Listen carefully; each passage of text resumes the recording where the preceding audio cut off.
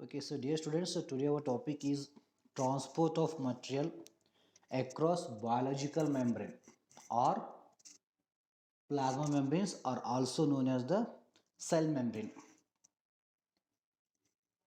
So regarding the structure, so biological membrane, it is the outer layer membrane. It can give the protection to the cell organelles and as well as plasma membrane, it is acts as a barrier for entry of substance from extracellular fluid into the intracellular fluid or from intracellular fluid to the extracellular fluid. These biological membranes or plasma membrane, it can separate the internal environment and as well as the external environment. So internal environment of the cell, it consists of various organelles. So those organelles, so they will be having the unique functions and they are involved in the metabolism. So they are involved in the synthesis, so they're involved in the removal of the waste material. Okay, for synthesis of certain new substances like protein, hormones, or to regulate the daily life of cell, so they required certain materials. Okay, so those material, so they are crosses the plasma membrane. But here, so plasma membranes, so it is the lipophilic in nature or lipid bilayer membrane. Okay.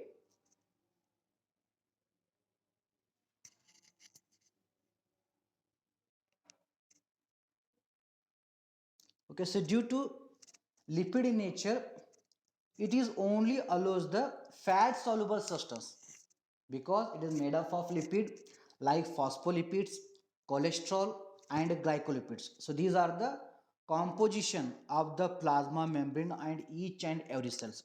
So that due to lipid in nature, it only allows the fat soluble, that is non-polar substance. But our body, our cell is required the polar substances like glucose, like water or amino acids. Okay, so they are polar substance or water soluble substances, but those substances, so they are, do not cross the lipid bilayer or biological membrane or plasma membrane. So due to that, certain changes is taken place or certain mechanisms is occurs.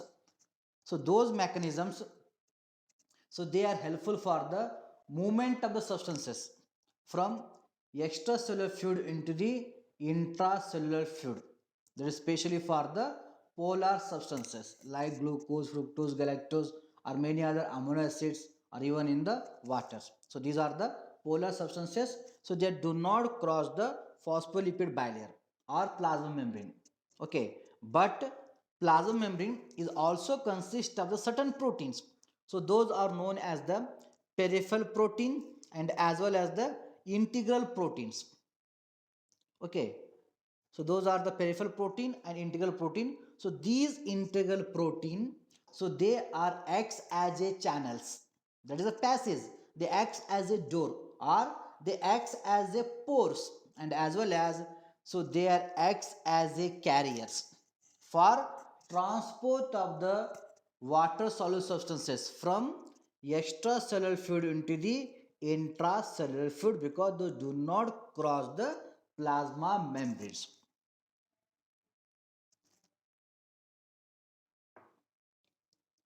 So regarding the different types of mechanism, so those are helpful for transport of substances or materials from extracellular fluid into the intracellular fluid or external environment to the internal environment. So they are mainly classified into two types, that is the passive transport mechanism and second one is the active transport mechanisms.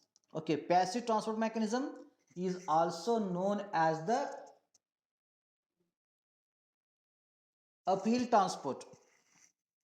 Sorry, it is a downhill transport because so where substance can transported from higher concentration to the lower concentration, so that's why they do not require the energy, so for the passive transport. But regarding the active transport mechanism, it will be require the energy because here the molecule, so our substances are material, so they are transported from lower concentration to the higher concentration, so that's why it is known as the uphill transport mechanism. So due to that, they require the energy, okay, in the form of the ATP. So without ATP, the active transport mechanism do not occur or do not proceed. And once again, the passive transport mechanism is subclassified into three types. That is simple diffusion, the transport of material through a plasma membranes, and as well as facilitated diffusion. So with the help of certain integral proteins, they are acts as carrier. So they transport the substances. They crosses the plasma membranes. So that is known as the facilitated diffusions. And third one is the special type of passive transport like bulk flow, then as well as filtration, then osmosis. And regarding active transport mechanisms, once again, they sub-classified into three types. That is the primary active transport. Only one molecule can be transported by utilizations of the ATP or energy. And secondary active transport, simultaneously two molecules or two metals are transported. So first one metal can be transported. Due to transport of that material, it can create the ATP or energy. So that energy was helpful for the transport of the another molecules. So that's why it is known as the secondary active transport. Then third type, that is a special type of passive transport, that is the endocytosis. Once again, they subclassified into pinocytosis, phagocytosis, or receptor mediated endocytosis. That is a entry of substance inside the cells. Okay, so those are known as the endocytosis. Once again, there are three types. Pinocytosis, also known as the cell drinking, and phagocytosis is also known as the cell eating, and receptor mediated endocytosis.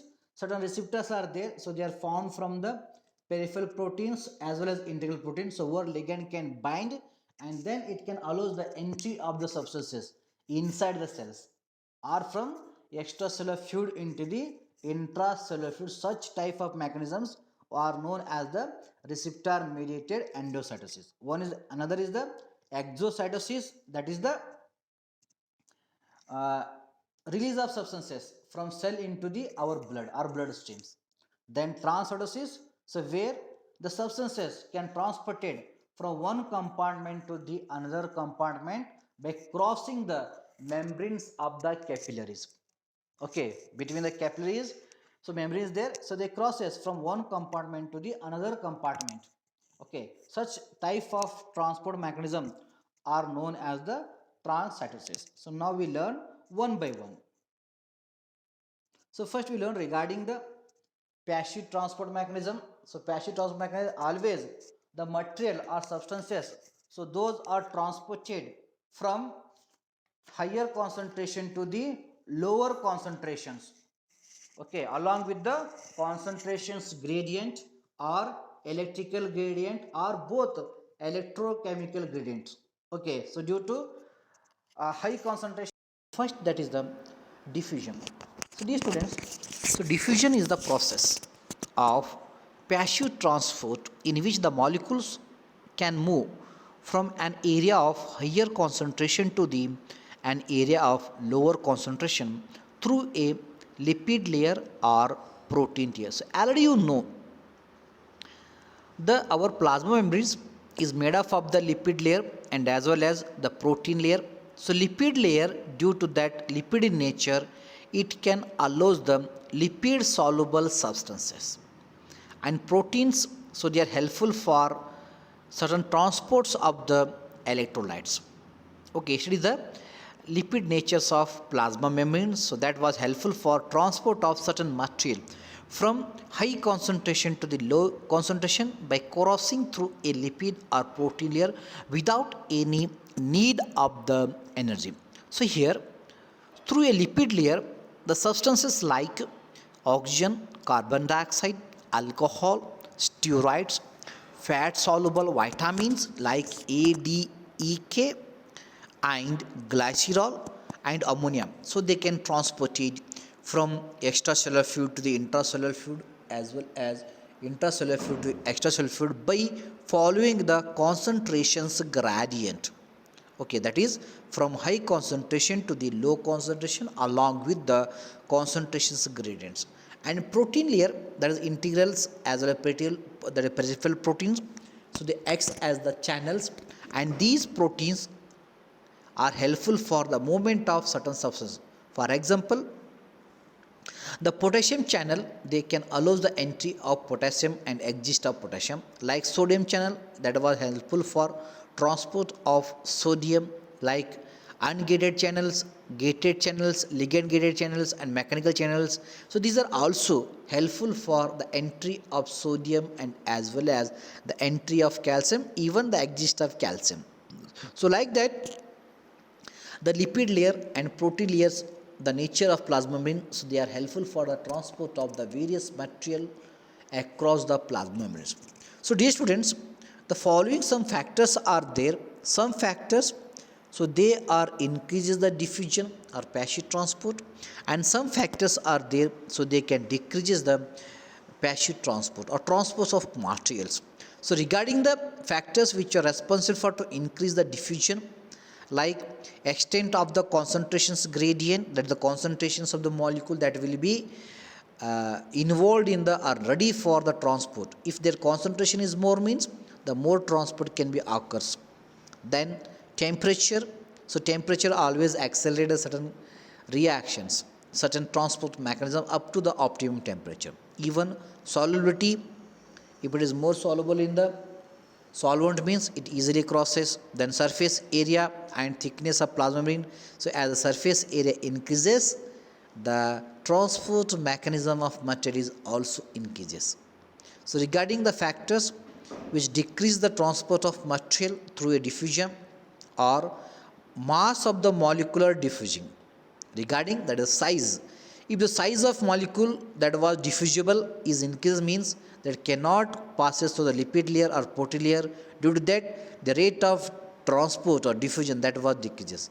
Then solvent density, if as the density increases, the diffusion decreases. Distance traveled, longer distance, less diffusion, shorter distance, more diffusion. So like that, so these are the various factors, so they can alter the or regulate the diffusions. So next one, so we learn regarding the facilitated diffusion. It is also in which the material is also transported from high concentration to the lower concentration with the help of the carrier proteins. So here, so what are the proteins? So they are present in the plasma membranes, so they act as the carrier. So they are helpful for the transports of the water soluble substances from extracellular fluid into the intracellular fluid, and such phenomena was known as a facilitated transport. So here the substance like glucose, amino acids, vitamins, so they are outside the plasma membranes, so they are bind with the integral proteins or transport proteins.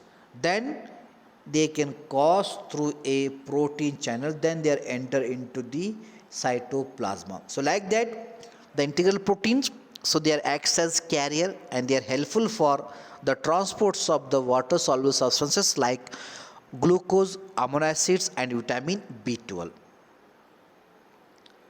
So next one is the special type of passive transport. Among the first one is the osmosis. Osmosis is nothing but the movement of water across a membrane from an area of low solute concentration to the an area of high solute concentrations. So in the image you can easily see, so in the outside the solute constant, in here the solute concentration is high as compared to the in this side. So that's why the solute concentration gradient is occurs. So due to that, here the movement of solvent can take place from low concentrations of solute towards the high concentrations of the solute. So where the solvent can move from low concentrations of solute to the high concentrations, that phenomena was known as the osmosis. Regarding bulk flow, so in the bulk flow, the material can be transported the region of high pressure to the low pressure. Okay, that is the transport of the certain substances or gases, so they are transported the region of high pressure to the low pressure. So this phenomena is helpful for the exchange of the oxygen, that of with the blood at alveoli in the lungs, So in the lungs, the oxygenation process was taken place by through a bulk flow. So what the blood which can vegetate to the lungs, so that will be having the less pressure as compared to the alveoli, so where the oxygen pressure is high. So that's why the oxygen can be moved from high pressure to the low pressure. Next one is the filtration. There is the movement of water or solute from high hydrostatic pressure to the lower hydrostatic pressure. Hydrostatic pressure nothing but the pressure due to the movement of fluid or water. Okay, so that was known as the hydrostatic pressure. So here certain substances, so they are moved from high hydrostatic pressure to the low hydrostatic pressure. For example, the glomerular filtration at the kidney, it can follow the filtrations phenomena for transfers of the materials. So next one, the tonicity. The tonicity which is directly related to the osmolality, so of a solution. It can affect the osmosis by determining the directions of water flow. So in the image you will see, so hypertonic, so that can causes the expel of the water. When isotonic, equally it can transport it water inside as well as outside. Then hypotonic, so it can allow the entry of the water inside the cell. So here the osmolality means the solute concentrations, because the solvent is always move from low concentrations of solute to the high concentration. So that was also related to the tonicity. So thank you dear students.